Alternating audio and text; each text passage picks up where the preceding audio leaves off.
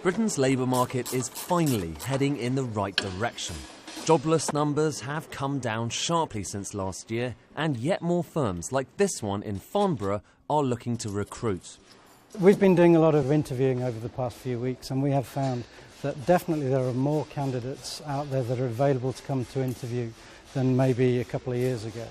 Right. So in a number of positions, finance positions, for example, we're seeing quality candidates that we weren't seeing a couple of years ago. While the jobless rate ticked up a touch, the overall numbers remain encouraging, save for a few important details. Now, across the UK as a whole, the unemployment picture is slowly but surely getting better. But that 7.2% rate disguises some big regional disparities. For instance, here in Hampshire, where this factory is, the unemployment rate is close to 5%. However, in Tyneside, the rate is nearly double that, closer to 10%.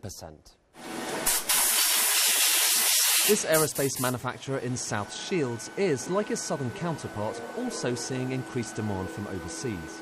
But finding qualified young people keeps getting harder and harder. At the moment, we're trying to stabilise the workforce. We're not laying off, but we have an image problem. It's sometimes difficult to attract young people into manufacturing. But the broad picture is that while things are mostly getting better, this is no time to celebrate, particularly given that average earnings are still being outpaced by the cost of living.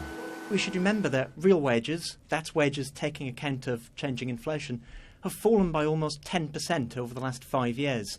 And people are talking about very modest growth in real wages this year, next year, the year after.